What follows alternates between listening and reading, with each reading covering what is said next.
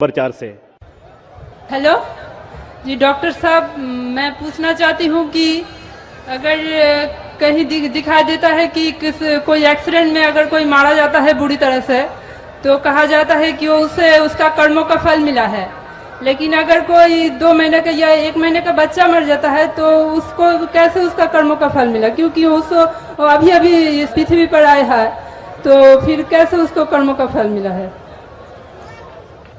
बहन का सवाल है कि अगर कोई इंसान एक्सीडेंट में मारा जाता है तो बोलते हैं कि उसे कर्मों का फल मिला है, अगर 1-2 दिन या 2 महीने का बच्चा अगर मर गया तो उसे कैसे कह सकते हैं कर्मों का फल। ये सवाल एक अहम सवाल था।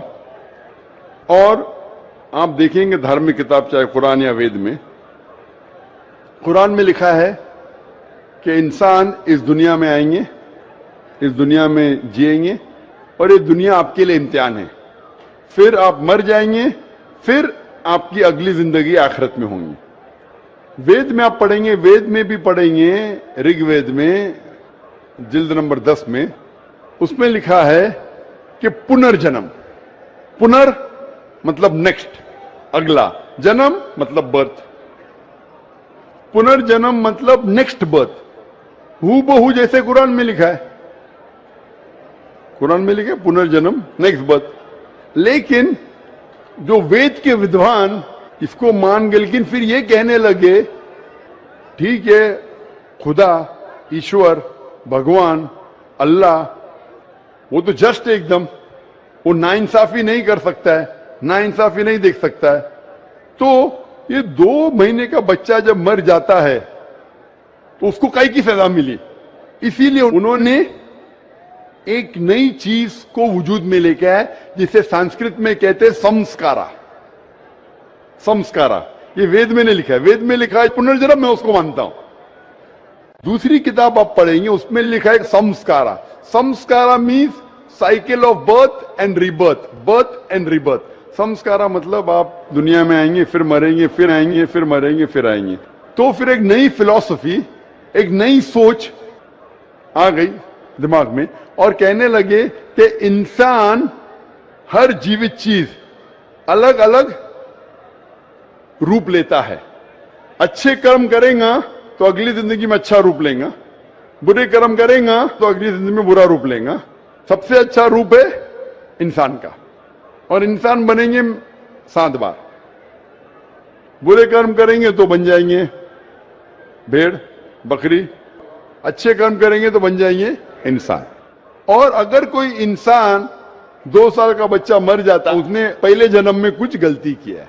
ये संस्कारा है जो वेद में कहा नहीं लिखा है, ये पंडितों ने अपने आप सोचा और लोगों से कहा। इसीलिए आज आम हिंदू संस्कारा में मानता है पुनर्जन्म। पुनर्जन्म में मैं भी मानता हूं, पुनर्जन्म मतलब पुनर् मतलब नेक्स्ट, जन्म मतलब जिंदगी, मैं भी मानता हूं, कुरान में लिखा है। लेकिन पुनर्जन्म का ये नहीं मौत जिंदगी, मौत जिंदगी, पुनर्जन्म नेक्स्ट जिंदगी, मैं मानता हूं उसमें, कुरान में भी लिखा है। लेकिन ये पुनर्जन्म को ऐसा रंग दिया गया है कि आप दुनिया में आते, फिर मरेंगे, फिर आएंगे, फिर मरेंगे, फिर आएंगे। तो 2 साल का बच्चा मर गया, उसकी क्या गलती थी, तो ये लोग सोच नहीं पाए। लेकिन इसका जवाब कुरान में है कि 2 साल के बच्चे ने क्या गलती की, क्या गलती की, क्या नहीं की, उसके ऊपर कुरान मजीद में लिखा है। अल्लाह ताला फरमाते सूरह मुल्क में, सूरह नंबर 67 आयत नंबर 2 में, अल्लज़ी खलक़ल मौत वल हयाता, कि अल्लाह सुब्हानहू व तआला ने मौत और जिंदगी बनाई ताकि आप लोग को परख सके आप में से अच्छा अमल कौन करता है। तो ये जिंदगी हमारे लिए एक इम्तिहान है और इम्तिहान के उसूल दिए गए हैं। और अल्लाह सुब्हानहू व तआला हर इंसान को अलग अलग तरीके से जांचता है। एग्जामिनेशन पेपर हर साल बदलता है क्या नहीं, बदलता है ना। अगर एग्जामिनेशन पेपर कठिन है, क्वेश्चन पेपर, तो उसका जो करेक्शन है वो एग्जामिनर आसान करता है।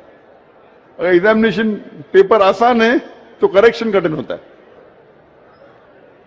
तो इसी तरीके से कुछ लोग को अल्लाह ने गरीब बनाया, कुछ लोग को अमीर बनाया, कुछ लोग को सेहतमंद बनाया, कुछ लोग को बीमार बनाया।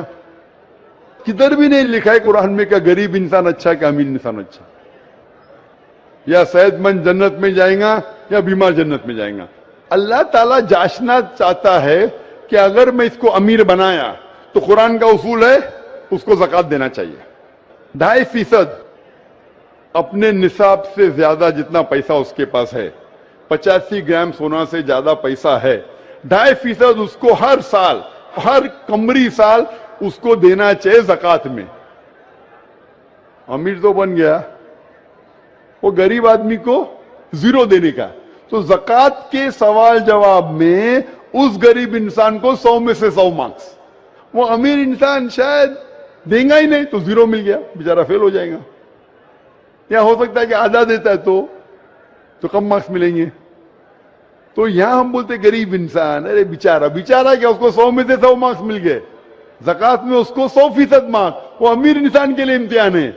اسی لیے اللہ کے رسول فرماتے کہ غریب انسان کو جنت جانا اور آسان ہے بنسبت امیر کو.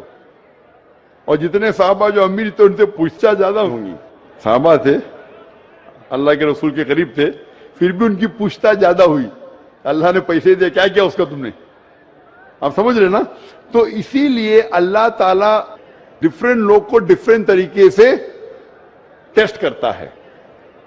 کچھ آدمی کو اچھی صحت دیتا ہے, کچھ آدمی کو بیمار بناتا ہے. ابھی ایک انسان ہے جو شادی کرتا ہے, دونوں میاں بیوی اللہ کو مانتے ہیں, اچھے کام کرتے, ان کا بچہ پیدا ہوتا ہے وتھ کنجنائٹل ہارٹ ڈیزیز, دل کی بیماری سے پیدا ہوتا ہے. ابھی وہ بچہ پیدا ہوا, 2 دن کا بچہ ہے, اس کو دل کی بیماری کیوں؟ اللہ تعالیٰ ٹیسٹ کر رہا ہے اس کے ماں باپ کو. قرآن کی آیت ہے کہ تمہارے بچے, تمہاری دولت تمہارے لیے امتحان ہے, ایک فتنہ ہے. فتنہ عربی میں مانی امتحان, اردو میں فتنہ کے 2 معنی ہوتے, ایک ہوتا ہے فتنہ, ایک ہوتا ہے امتحان. تو قرآن مجید میں فتنہ جب کہا گیا وہ امتحان ہے. آپ کے بچے, آپ کی دولت آپ کے لیے امتحان ہے. زیادہ دولت ہے تو خیرات میں دینا چاہیے, بچے ہیں تو آپ کے لیے امتحان ہے. تو اللہ تعالیٰ ٹیسٹ کرنا چاہتے ان میاں بیوی کو کہ اگر میں ان کے لیے ایسا بچہ پیدا کروں جس کو ہارٹ ڈیزیز ہے, پھر بھی وہ میرے پہ ایمان لاتے کیا نہیں. جتنی کٹھن امتحان اتنی ڈگری اونچی. آپ بی اے کے لیے اپیئر ہوئیں گے تو آپ کو سمپل گریجویشن بی اے ملتا ہے. اگر ایم بی بی ایس کے لیے اپیئر ہوتے, جیسا پاس ہوتا ہے آپ کے نام کے آگے لگتا ہے doctor. But M B B S exam pass کرنا بی اے سے بہت کٹھن ہے.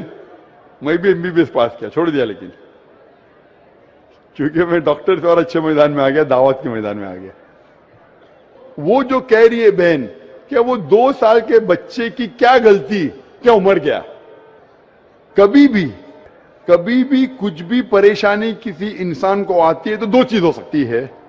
ہو سکتا ہے کہ وہ اس کے لیے پنشمنٹ ہے, پنشمنٹ, یا اس کے لیے امتحان ہے, ایک ٹیسٹ ہے.